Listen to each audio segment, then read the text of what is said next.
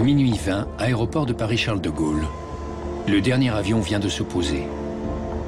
Les équipes d'entretien n'ont que quelques heures pour repeindre un nouveau numéro sur une des pistes. Ce repère visuel est indispensable au pilote et il doit être régulièrement modifié en raison d'un phénomène planétaire.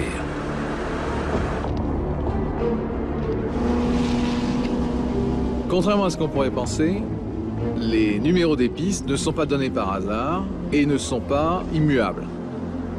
Le numéro de piste correspond à son cap magnétique et ce cap magnétique bouge parce que là-bas au pôle Nord, le nord magnétique bouge par rapport au nord réel.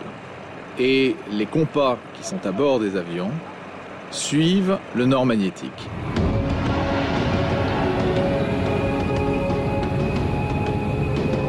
C'est difficile à croire, mais le pôle nord magnétique bouge. Suffisamment pour que la vérification de sa position exacte soit faite régulièrement.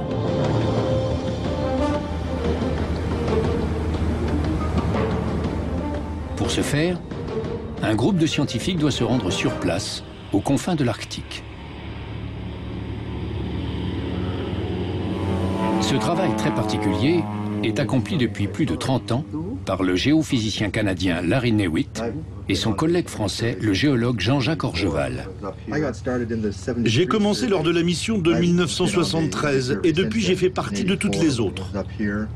Pouvoir situer très précisément le pôle magnétique est vital pour toute personne qui utilise une boussole.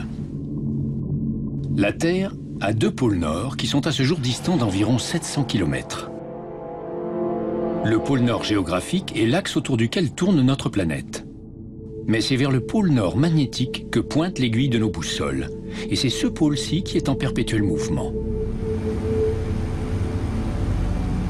Atterrir à ces latitudes est extrêmement dangereux à cause du mouvement constant des glaces et des effets du réchauffement climatique. Depuis quelques années, la banquise ressemble à du gruyère, craquelé de partout. Avec le mouvement de la banquise, elle s'ouvre, elle se ferme, elle est mouvante. Hein. Mais là, pour atterrir, il va falloir que le pilote il nous trouve un coin agréable. Il y a 30 ans, on a vu par la glace comme ça. Ouais. C'était plus fermé. Oui, oui. Il n'y a pas que la surface qui pose problème. À proximité du pôle, le champ magnétique devient presque vertical, ce qui veut dire que la boussole du pilote ne fonctionne plus. Tel un navigateur du Moyen-Âge, il doit utiliser le soleil et un bon vieux sextant pour se diriger. Il faut maintenant qu'il trouve le meilleur endroit pour se poser sur la banquise, ce qui n'est pas une mince affaire. Dans un exercice de haute voltige, le pilote fait voler son twin otter à basse altitude. Puis, il teste la surface de la glace.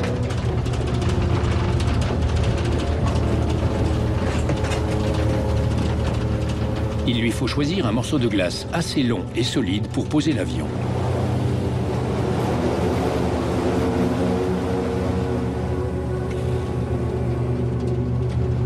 Après quelques essais, il doit prendre le risque d'atterrir.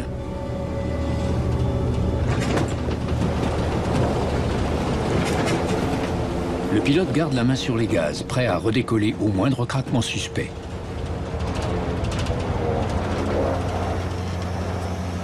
Si l'appareil brise la glace, c'est la catastrophe.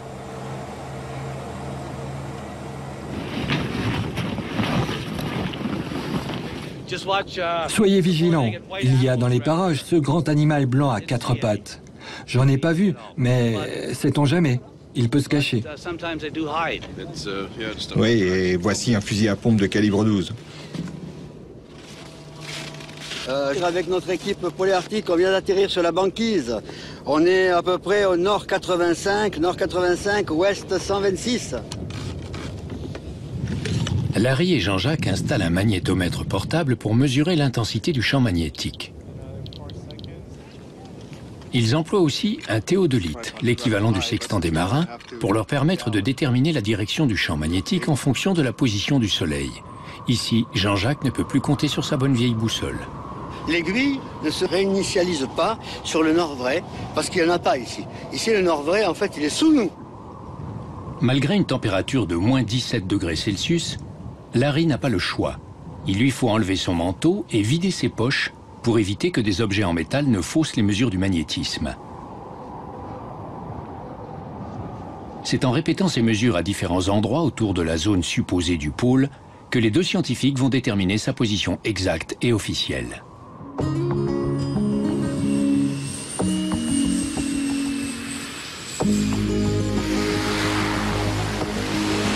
L'équipe a volé très loin des côtes pour effectuer les mesures et il n'y a plus assez de carburant pour rentrer sur la terre ferme. Un autre appareil doit les retrouver et apporter les centaines de litres de kérosène nécessaires au retour. C'est la dernière fois que Larry et Jean-Jacques effectuent ces mesures. La logistique est devenue trop compliquée et avec la fonte de la banquise due au réchauffement climatique, l'expédition devient trop dangereuse. Les mesures se feront à l'avenir par satellite.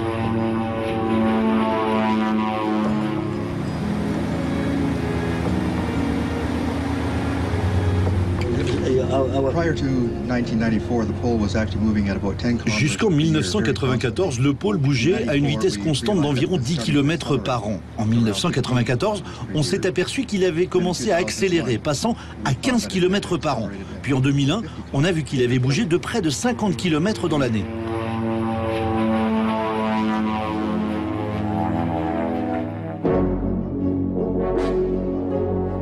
Le pôle Nord magnétique a été localisé pour la première fois en 1831 par le commandant James Clark Ross de la marine britannique. Depuis cette date, il a parcouru la distance incroyable d'environ 2000 km. Les dernières mesures de 2007 ont montré que le pôle se déplace de plus en plus vite, de 55 à 60 km par an. Il continue sa route vers la Russie et si rien ne l'arrête, il devrait atteindre la Sibérie dans moins de 40 ans.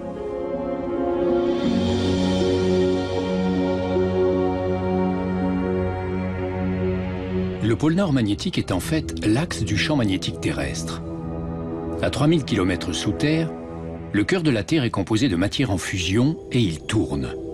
Le fer qu'il contient génère un champ magnétique invisible essentiel à la vie sur Terre.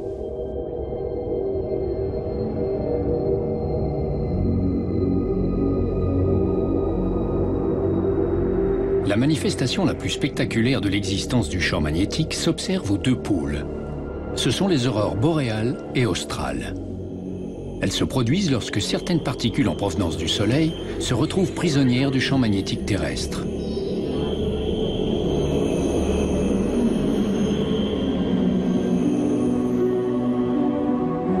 Le champ magnétique enveloppe la Terre comme une sorte de cocon protecteur, un véritable bouclier de plusieurs dizaines de milliers de kilomètres de diamètre. Il nous protège contre les particules mortelles venant de l'espace et du Soleil.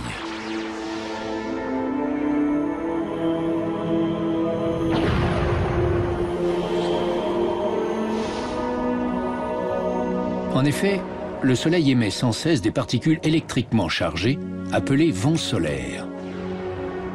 Ces projections seraient mortelles si nous n'étions pas protégés par le champ magnétique. Sans lui, l'atmosphère telle que nous la connaissons disparaîtrait, ainsi que toute forme de vie. La Terre deviendrait aussi stérile que Mars ou la Lune, toutes deux dépourvues d'un bouclier magnétique.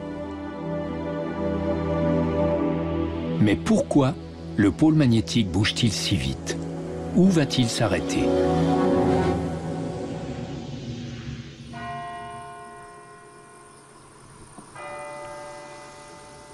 Un début de réponse se trouve peut-être dans le sud de la France, à 40 km d'Aix-en-Provence, dans le village de Cadarache.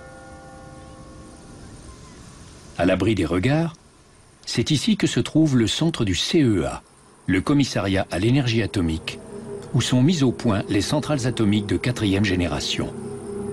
N'entre pas qui veut dans ce lieu hyper sécurisé.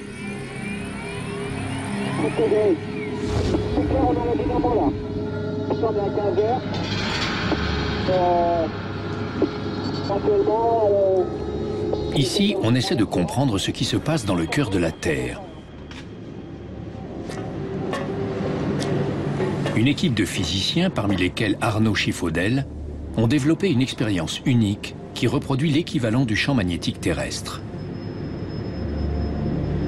À l'intérieur, vous avez un métal liquide. Ce métal, c'est du sodium. C'est un métal qui est léger et très conducteur de l'électricité. Sous ces capots, un arbre, ici, un autre de l'autre côté que vous ne voyez pas. Et ces arbres entraînent deux turbines qui sont à l'intérieur du cylindre. L'une va tourner dans un sens, l'autre va tourner dans l'autre sens, et elles vont mettre énormément d'énergie, elles vont mettre en mouvement le fluide. Elles vont le brasser, le touiller comme dans un super mixeur de cuisine. Et cette turbulence, dans certaines conditions, est responsable de la génération spontanée d'un champ magnétique, exactement comme les mouvements dans le cœur de la Terre peuvent engendrer le champ magnétique que vous détectez avec votre boussole et qui vous permet de vous orienter.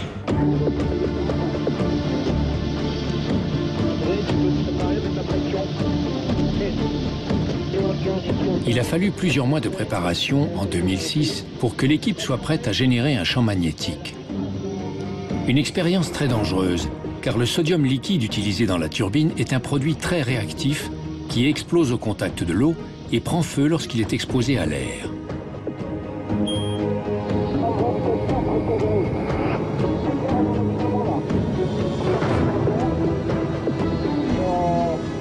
L'équipe de scientifiques utilise maintenant cet appareil pour en savoir plus sur la stabilité du champ magnétique.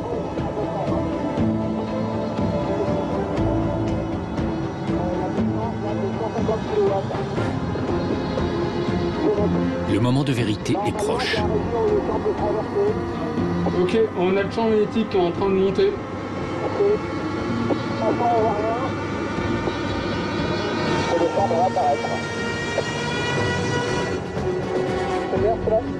Oui, c'est en train de partir là, ça monte. Là, on est à 15 et 22.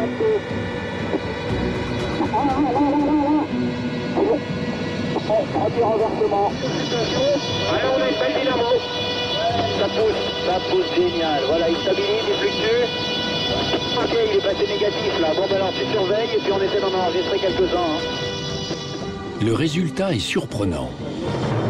Non seulement un champ magnétique a été généré, mais on observe que le champ et les pôles se sont complètement inversés, et cela plusieurs fois. Il s'est mis à osciller autour de cette valeur. Puis au bout d'un temps, là, il y a eu un premier renversement, c'est-à-dire que d'un coup, il est repassé par 0, il est passé dans l'autre sens. Et ainsi de suite. Donc voilà, il a basculé spontanément, repassé à 0. Une première mondiale en laboratoire. La question est maintenant de savoir si ce phénomène est possible dans la réalité. Le pôle magnétique peut-il réellement se retourner? Les fonds de l'Atlantique vont peut-être nous donner une explication.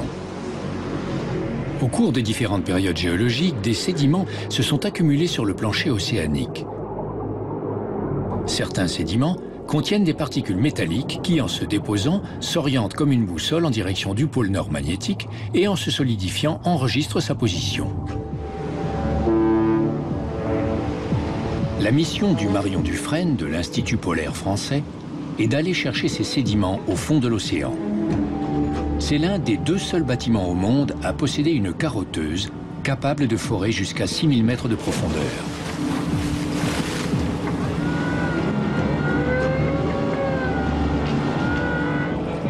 Plus de 40 scientifiques internationaux travaillent ici au milieu de l'Atlantique pour prélever des carottes sédimentaires qui datent de plusieurs millions d'années.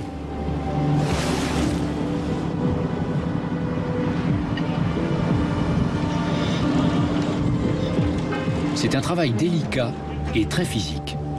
Toutes les heures, la carotteuse remonte du fond de l'océan des tronçons d'1,50 m et de 25 kg chacun. Les chercheurs pensent que ces carottes ont enregistré la position du pôle nord magnétique au cours des temps géologiques.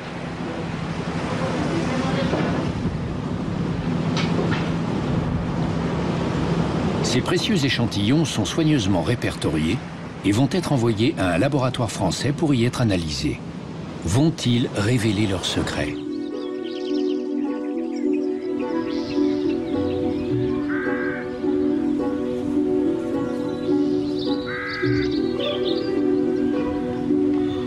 C'est dans le magnifique cadre du campus du CNRS, le Centre national de la recherche scientifique, à Gif-sur-Yvette, dans la banlieue ouest de Paris, que travaille la géologue Catherine Kissel. C'est un jour important pour elle et son équipe.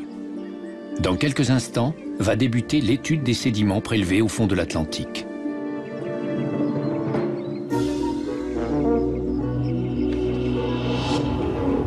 Les caves du domaine offrent des conditions idéales de conservation pour des milliers d'échantillons récoltés par les chercheurs aux quatre coins du monde depuis le début du XXe siècle. 4, d'accord. Donc on sort la carotte.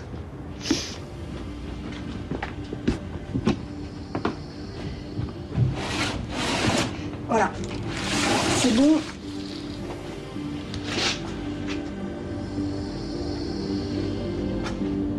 Les carottes sont soigneusement découpées. Elles sont ensuite placées dans un magnétomètre pour mesurer tous les paramètres magnétiques des sédiments. Voilà, donc là on voit que les chiffres bougent, le heat channel commence à rentrer dans les bobines.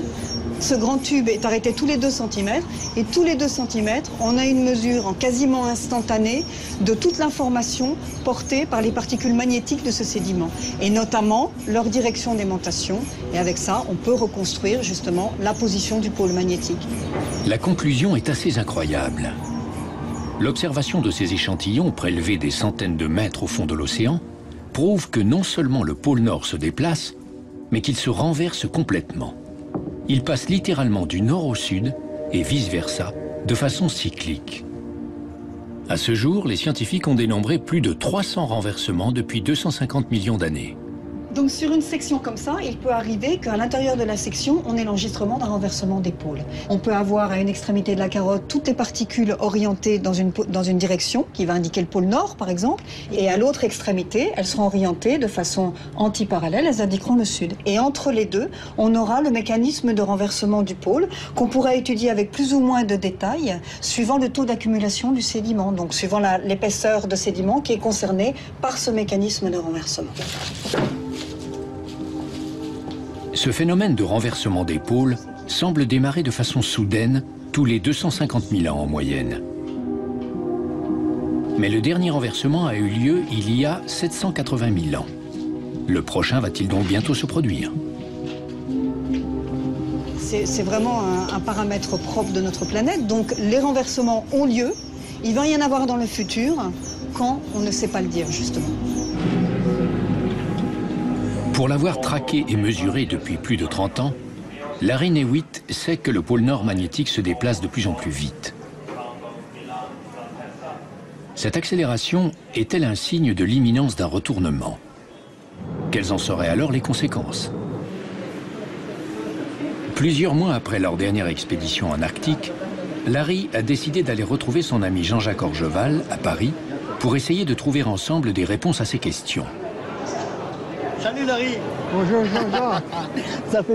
Ça fait combien de temps? Ils ont rendez-vous en plein cœur de Paris à l'Institut de physique du Globe. Ah oui, le voyage est bon. Tu n'es pas trop fatigué parce que... Eh ben, Halloween. Ça n'avait pas pensé.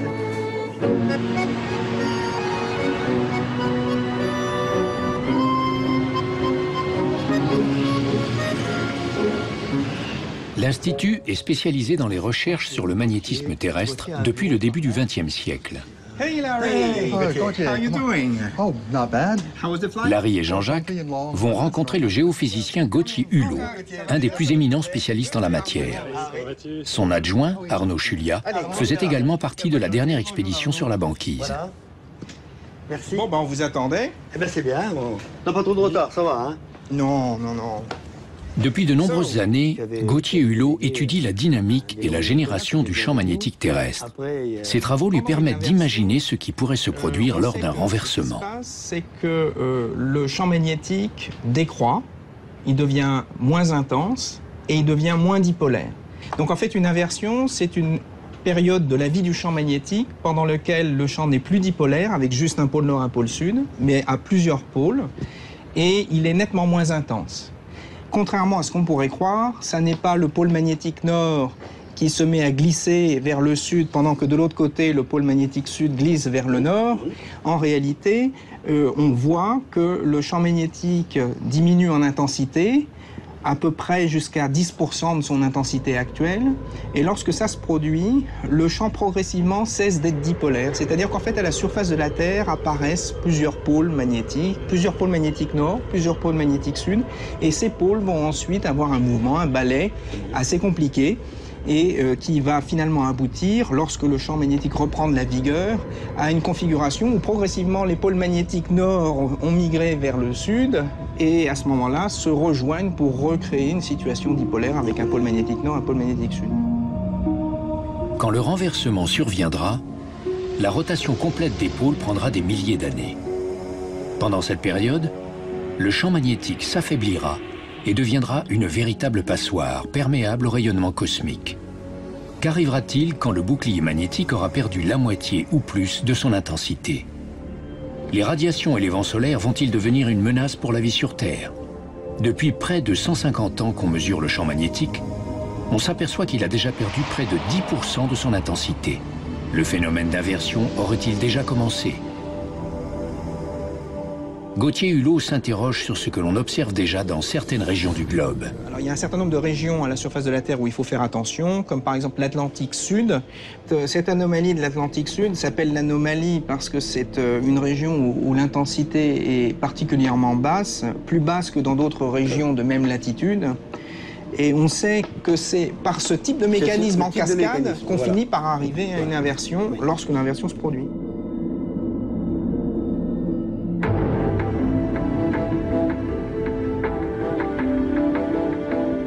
La diminution de l'intensité du champ magnétique rend la Terre plus vulnérable aux attaques du Soleil. Et cela inquiète les chercheurs comme Larry. Pour suivre en continu l'activité solaire et les fluctuations du champ magnétique, un réseau international de stations de mesure a été créé en 1987. C'est le réseau Intermagnet, auquel participent une quarantaine de pays.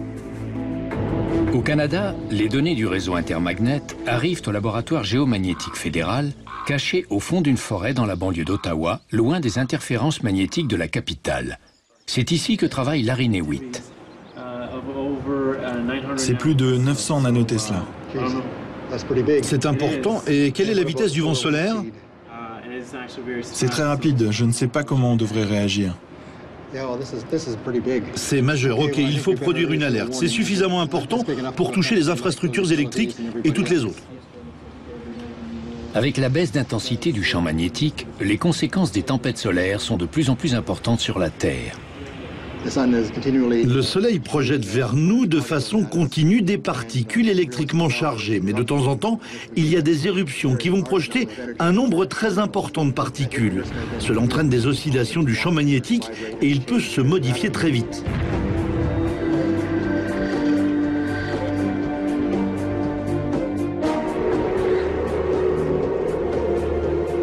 Le Canada est situé très près du pôle nord magnétique. On peut déjà y observer certains effets de la fragilisation du bouclier magnétique lors de tempêtes solaires. En janvier 1994, le satellite canadien Hanike 2 tombe en panne, interrompant toutes les communications avec le nord du pays. En 1989, toute la province du Québec est plongée dans le noir. Avec ses 33 000 km de lignes, le réseau électrique québécois est l'un des plus importants au monde et il est donc particulièrement sensible aux orages magnétiques.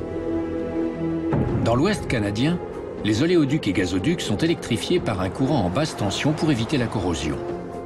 Mais avec ces milliers de kilomètres, la masse métallique de la structure devient sensible au champ magnétique. Une forte tempête solaire pourrait entraîner une surcharge avec des conséquences très graves. Vous pensez sans doute qu'à l'heure du GPS, nous n'avons plus à nous soucier du magnétisme. Mais les satellites du réseau GPS évoluent à 36 000 km au-dessus de nos têtes et sont donc vulnérables aux tempêtes solaires. Elles peuvent ralentir les signaux et entraîner des erreurs de calcul de plus de 100 mètres. Mauvaise nouvelle pour l'industrie pétrolière offshore, qui a besoin de données extrêmement précises pour maintenir en place ses plateformes.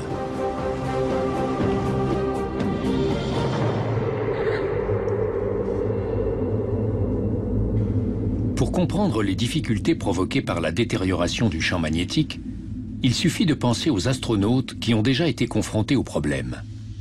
La NASA doit prendre en considération l'état du champ magnétique quand elle prévoit des sorties d'astronautes dans l'espace. Dans quelques minutes, l'astronaute canadienne Julie Payette va s'envoler à bord de la navette Endeavour pour son second voyage vers la Station spatiale internationale.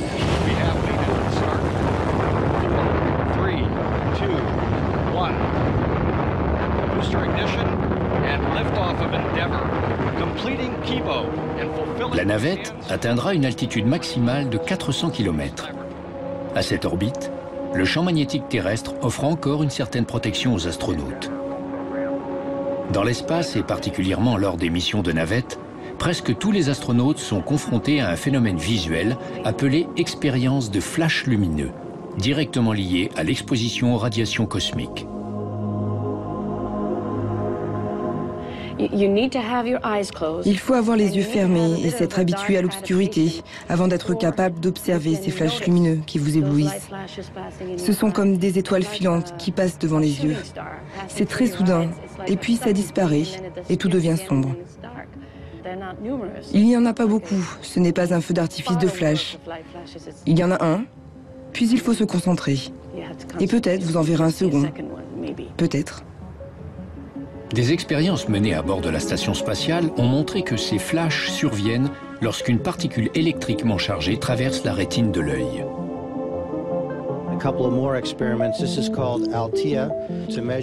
Cet appareil s'appelle Althea. Il sert à mesurer les rayons cosmiques. En fait, nous mettons notre tête dans la machine et l'on peut corréler les effets optiques que l'on subit avec les impacts d'énergie cosmique enregistrés par les capteurs.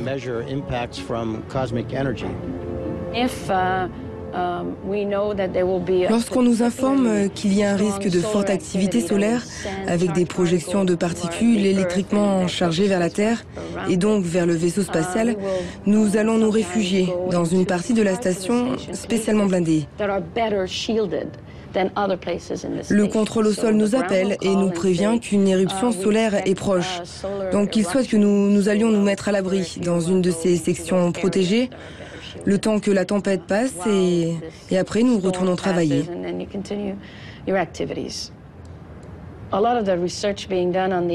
De nombreuses recherches menées actuellement à bord de la Station spatiale internationale portent justement sur une meilleure compréhension des radiations, comment elles affectent le corps humain et comment on peut s'en protéger.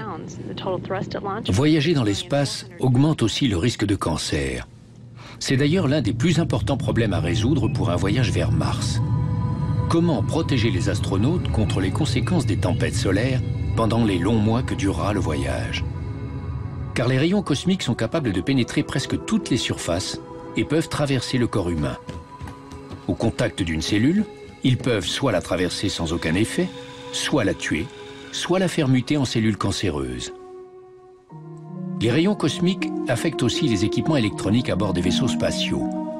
Ils sont capables de perturber les circuits informatiques et donc entraîner des erreurs de calcul. C'est pour cela que la navette spatiale possède 5 ordinateurs qui fonctionnent en parallèle et votent démocratiquement pour décider de la bonne marche à suivre. Si le champ magnétique finit par ne plus jouer son rôle protecteur, peut-être faudra-t-il faire de même pour nos avions et infrastructures informatiques sur Terre.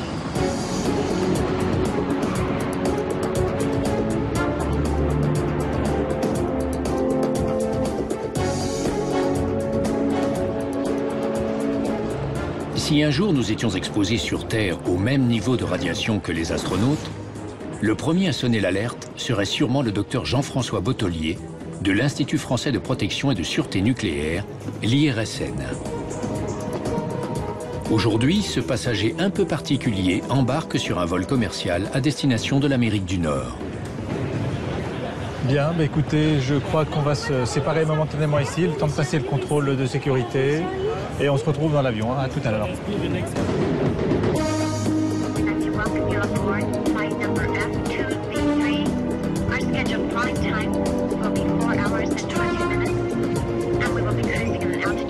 Le docteur Bottolier installe ses appareils de mesure qui vont enregistrer tout au long du vol les doses de radiation perçues en cabine. Son travail sert à évaluer le niveau d'exposition au rayonnement cosmique reçu par le personnel de bord. Et voici ce que l'on est en train d'enregistrer. Donc on voit les mesures qui sont les plus basses, là, qui sont au niveau du sol. Et ensuite, on voit que le débit augmente avec l'altitude. Donc on voit cette partie-là. Et aux altitudes de vol, on a des doses qui sont 10 à 50 fois supérieures à ce que l'on peut mesurer au niveau du sol. Ce sont des particules qui vont traverser la carlingue de l'avion, qui vont traverser la paroi du détecteur et qui vont créer un signal dans le détecteur qui est à l'intérieur qu'on ne voit pas. Mesurer l'exposition au rayonnement cosmique du personnel navigant est une obligation imposée par l'Union européenne. De ce fait, les pilotes, hôtesses et stewards sont répertoriés comme travailleurs de l'industrie nucléaire et doivent donc être surveillés. Un vol transatlantique génère une dose qui est équivalente à une radiographie des poumons.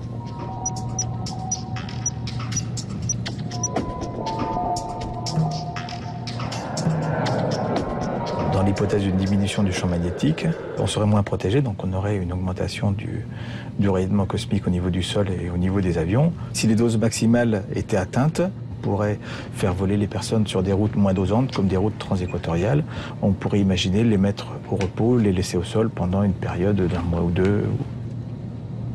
Espérons que l'intensité du champ magnétique ne diminuera pas jusqu'à un niveau où il deviendra dangereux de voyager en avion. Les fluctuations du champ ont aussi des effets sur d'autres grands voyageurs. Chaque année, des centaines d'espèces d'animaux migrent pour se nourrir et trouver des cieux plus cléments pour se reproduire. Comment font-ils pour reconnaître leur chemin au mètre près, après avoir parcouru des milliers de kilomètres?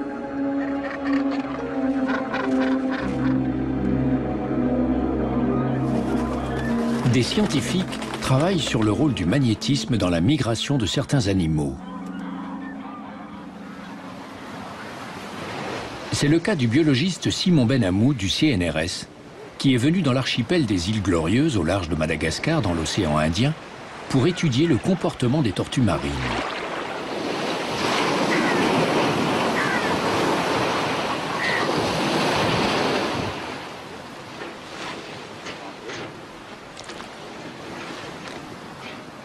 Le docteur Benhamou pense que ces mammifères ont un système de navigation qui implique le champ magnétique terrestre. Pour la plupart des animaux, un très bon moyen de tester la manière dont ils naviguent est simplement de les prélever à leur site de ponte, à leur gîte, à leur nid, de les emmener loin de chez eux, de les relâcher et de voir de quelle manière ils arrivent à retourner chez eux. Afin de tester sa théorie, il capture quelques tortues sur lesquelles il installe une balise pour pouvoir les suivre par satellite. Sur la tête de certaines, il colle un aimant d'une puissance 100 fois supérieure au magnétisme terrestre pour les désorienter. Ça permet de faire la balise bloquée par le plafond.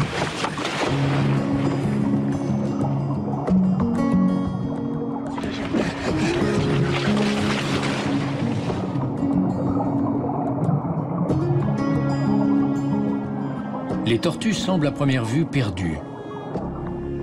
Elles vont être suivies pendant plusieurs mois. On verra ainsi si elles sont capables de retrouver leur chemin. Les tortues ont fait leur apparition sur Terre bien avant les premiers hommes.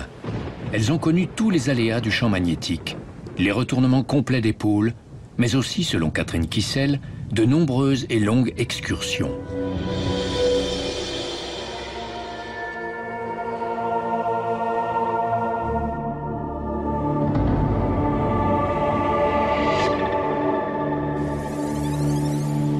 Un exemple ici avec une carotte que nous avons étudiée dans l'Atlantique Nord, où on voit que le pôle est dans une position stable et puis d'un seul coup, il shift vers une direction totalement anormale, qui peut être complètement à l'opposé, et il revient à la même position stable qu'avant. Ça, c'est une excursion géomagnétique, elle est accompagnée également d'une baisse de l'intensité. On voit que le pôle passe du nord vers le sud et revient vers le nord suivant une trajectoire différente. Le pôle magnétique s'est déplacé jusqu'à l'équateur, puis il est revenu à sa position initiale. Ces retournements avortés du pôle se sont produits plusieurs fois au cours des derniers millénaires.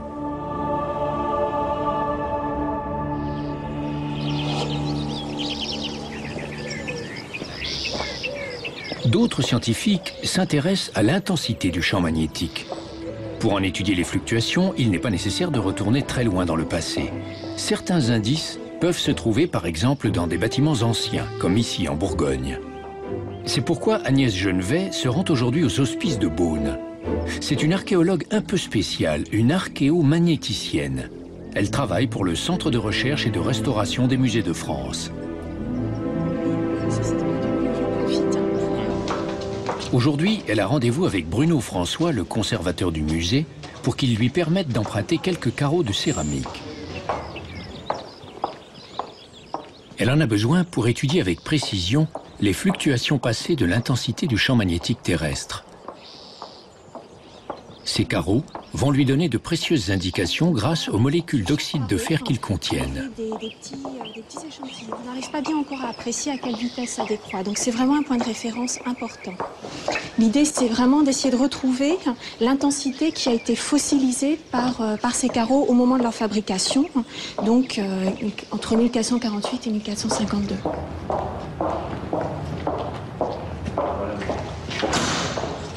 C'est des archives. C'est une porte dissimulée, une porte de coffre-fort avec la fameuse salle dans laquelle il y a encore des carreaux de sol en place. Et là, vous voyez, il y en a un qui est décellé, donc ça va me permettre de voir un peu la qualité du matériau. Ah ouais, non mais c'est superbe, ça va être vraiment, vraiment parfait pour nos analyses, vraiment très très beau. On va sortir de la salle.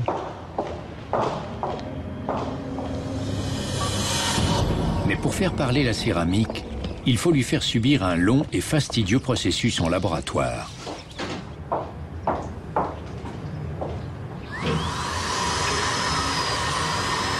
Agnès commence par faire un petit prélèvement au dos de la céramique de Beaune. Larry et Jean-Jacques ont été invités ici au laboratoire de l'Institut de physique du Globe de Saint-Maur pour poursuivre leur enquête.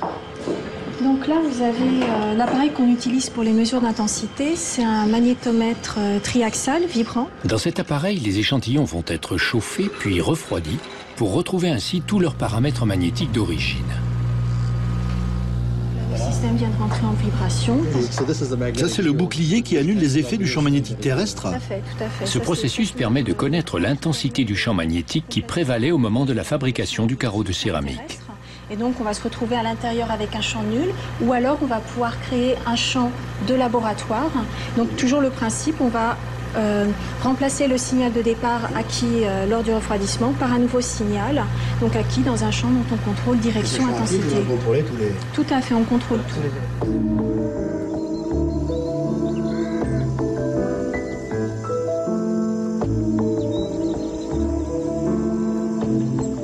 D'une certaine manière, ces équipements permettent de remonter le temps.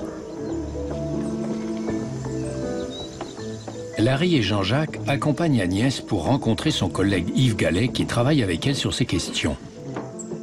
Donc les carreaux de Beaune, leur avantage est qu'ils sont très bien datés du milieu du XVe siècle, précisément entre 1448 et 1452. Donc la datation là, est très précise. On a d'autres fragments qui viennent de différentes régions du monde. Donc tous ces fragments ont cet avantage pour nous, c'est très important, qu'ils sont bien datés. Ça, c'est vraiment... Un véritable trésor repose dans ces tiroirs.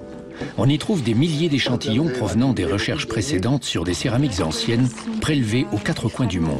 France, Italie, Syrie, Cambodge, Brésil. 1789, hein. L'idée, c'est que si vous avez des courbes de variation qui sont établies en plusieurs endroits, à la fois, donc par exemple ici en France, au Brésil, etc., vous allez vraiment pouvoir comparer ces courbes de variation. Et ça va vraiment vous permettre d'avoir une information sur le champ magnétique global. La comparaison de ces pièces a donné des résultats très étonnants. Les chercheurs ont remarqué qu'il existait de très fortes variations de l'intensité du champ magnétique au cours des derniers millénaires. Et ils notent une corrélation entre les fluctuations de cette intensité et les changements du climat observés sur la planète au cours des siècles. Mais Agnès et Yves vont plus loin et ils avancent une hypothèse tout à fait surprenante qui doit être encore vérifiée. Ils se demandent si les fluctuations de l'intensité du champ magnétique, associées au changement climatique, pourraient avoir aussi influencé le cours de certaines civilisations. En effet, de nombreux chercheurs admettent que la fin de grands empires a été précipitée par des crises politiques dont l'origine provient d'événements climatiques tels que des sécheresses ayant entraîné des famines. La relation entre le climat et le champ magnétique ouvre des perspectives vraiment fascinantes sur l'histoire des civilisations anciennes, notamment sur les périodes de transition, donc qui ont vu disparaître parfois rapidement des sociétés, alors que d'autres émergeaient. On peut citer au Moyen-Orient la chute de l'Empire akkadien, de l'ancien empire égyptien, vers la fin du 3e millénaire avant Jésus-Christ. Également en Amérique centrale, dans la péninsule du Yucatan, la disparition de la civilisation classique maya vers la fin du 1er millénaire après Jésus-Christ. Pour Agnès et Yves, ces événements climatiques pourraient être liés aux fluctuations du champ magnétique terrestre. Mais de quelle manière serait-il en mesure d'affecter le climat? La réponse se trouve peut-être dans la formation des nuages. Une forte couverture nuageuse entraîne une baisse des températures en réfléchissant davantage la lumière du soleil. Le champ magnétique terrestre a pu jouer un rôle très important, entraînant des variations dans la production des nuages, donc dans la nébulosité, et en conséquence des fluctuations climatiques certainement rapides au travers des derniers millénaires. Cette hypothèse...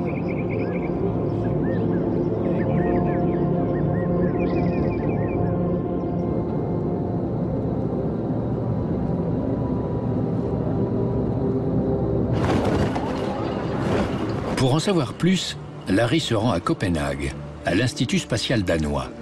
Il va rencontrer le docteur Henrik Svensmark, qui travaille sur les liens entre les rayons cosmiques, les nuages et les changements climatiques.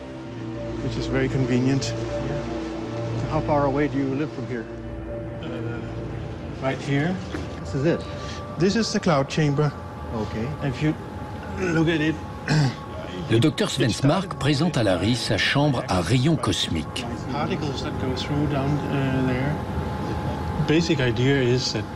L'idée est simplement fondée sur le fait que les rayons cosmiques contribuent à la formation des nuages ordinaires.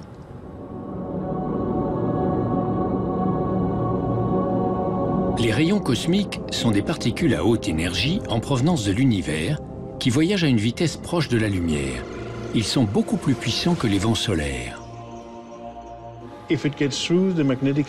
Si les particules réussissent à passer au travers du champ magnétique, elles vont traverser l'atmosphère et arriver dans cette boîte où on peut les voir. Ces particules apparaissent de façon éphémère sous la forme de filaments blancs. Le docteur Svensmark pense que dans l'atmosphère, la vapeur d'eau se condense autour de ces traînées cosmiques pour former les nuages selon un principe très simple comme le montre cette expérience. Voici une simple bouteille avec un peu d'eau pure. Si je presse et modifie la pression, il ne se passe rien. Maintenant, si j'ajoute quelques graines de nuages en introduisant de petites particules de fumée, vous allez voir ce qui se passe.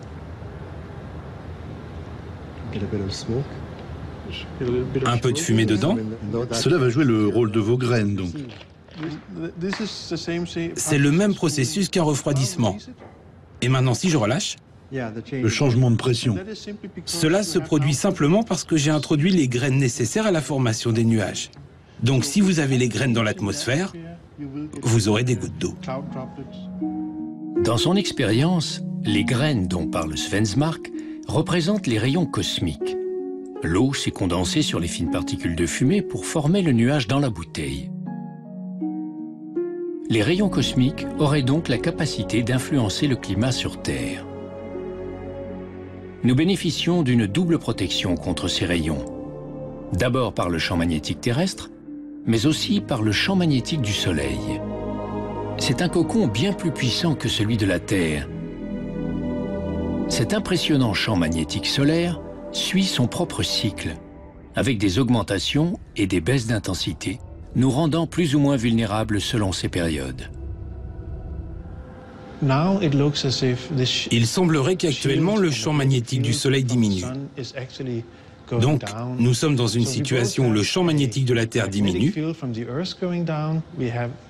et celui du Soleil aussi. Les deux vont dans la même direction et cela laisse supposer que nous pourrions aller vers une phase de refroidissement de la Terre. Dans ces conditions, je pense que nous allons voir ce que la puissance de la nature représente par rapport aux émissions de gaz à effet de serre produits par l'homme.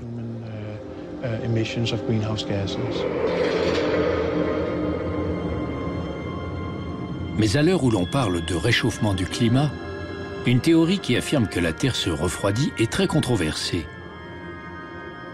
Pourtant, le docteur Svensmark ne nie pas l'influence humaine dans le réchauffement du climat. Nous allons donc peut-être nous retrouver dans la situation suivante.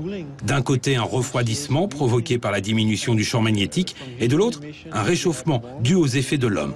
Il va donc y avoir une compétition pour voir qui est le plus fort.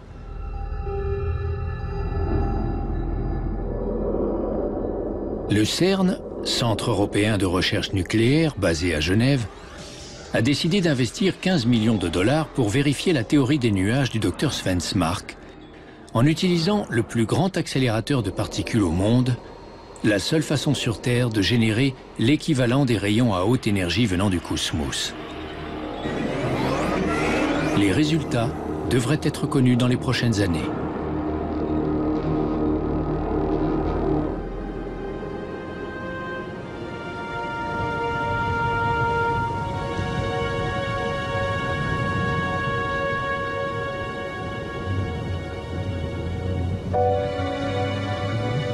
Que sont devenues les tortues du docteur Benhamou suivies par satellite? De retour en France, en Camargue, Simon peut analyser la carte des mouvements des tortues au cours de leur long voyage en mer. Et là, je suis en train de suivre le déplacement d'une tortue qui a été relâchée en mer et qui cherche désespérément à retourner à son site de reproduction. Et en fait, elle se fait pas mal balayer par des courants marins qui sont assez violents dans la région. À sa grande surprise, au bout de quelques mois, les tortues ont toutes fini par retrouver leur chemin. On l'a pris sur son île au moment où elle pondait, on l'a mis sur un bateau, on l'a trimballé en bateau, on l'a relâché en pleine mer. Elle a mis 2 mois quand même pour entrer, et donc elle est vraiment très motivée pour retourner. Et donc c'est vraiment très important pour elle de rejoindre cette île pour pouvoir pondre. Ces recherches montrent que ces animaux utilisent le magnétisme pour se diriger, mais qu'ils sont capables de s'adapter grâce à une technique qui reste à déterminer. Voilà des résultats plutôt rassurants puisque cette espèce est parmi les plus vieilles qui existent sur Terre. Les tortues ont déjà survécu à de nombreux retournements des pôles. La nature saurait donc s'adapter.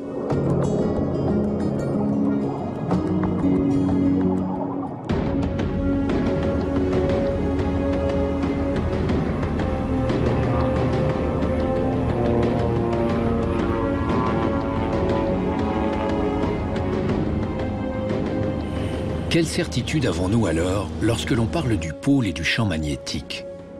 Nous savons que le pôle magnétique est en mouvement. Les scientifiques savent de façon formelle qu'il s'est retourné des centaines de fois par le passé et que cela va forcément se reproduire dans le futur. Quels sont les effets que l'on peut prévoir pendant la période du retournement? Sur la santé, il y aura probablement une augmentation du nombre de cancers puisque notre ADN sera davantage soumis aux radiations spatiales en raison de l'affaiblissement du champ magnétique.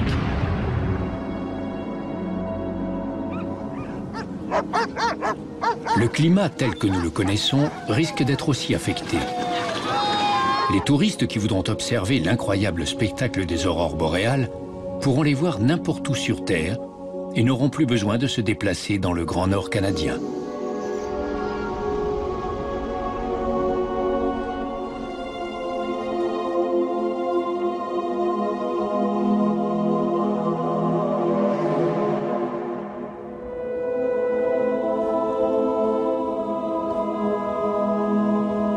Ce que nous ignorons en revanche, c'est quand ce phénomène aura lieu. Dans 100 ans? Dans 1000 ans? On ne peut pas prédire. Si je suis là, je ne peux absolument pas dire est-ce que je vais remonter au bout de ici quelques secondes ou est-ce que je vais franchir la valeur qui est là. Donc aujourd'hui, face au champ magnétique, on est dans l'humilité simplement de quelque chose qui est à une échelle sur laquelle nous n'avons vraiment aucune prise. On s'est rendu compte qu'il n'était pas possible de prévoir la prochaine inversion. Et même si on regarde le champ magnétique aujourd'hui, et même si on est en mesure de comprendre pourquoi le champ magnétique décroît vite, on ne peut pas affirmer que ça va mener à une inversion, et ça, probablement, on n'y arrivera jamais si nos calculs sont corrects. Dans l'histoire de la Terre, nous savons qu'aucune extinction d'espèces n'est reliée à un retournement des pôles. Notre ancêtre, l'Homo erectus, était présent lors du dernier retournement et n'en a visiblement pas trop souffert. Ce ne sera donc pas la fin du monde. mais sans doute la fin d'un monde. Car depuis le dernier retournement, il y a 780 000 ans, notre environnement a radicalement changé. Le prochain retournement surviendra dans un monde où presque tous les aspects de la vie quotidienne sont dépendants de la technologie, particulièrement vulnérables aux méfaits des tempêtes magnétiques. Il est impossible de savoir jusqu'à quel point nos modes de vie seront affectés par ce phénomène de retournement des pôles, mais il est sûr que nous aurons à repenser la place de l'homme sur Terre. Est-ce que l'humanité saura se préparer et répondre à cet événement quand il surviendra? Alors la suite, peut-être qu'on va se retrouver à la prochaine inversion, ça c'est sûrement sûr, hein, mais pas de notre vivant, ça c'est évident. Oui, allez, au revoir la vie. Bon voyage. Bon voyage, Jean-Jacques.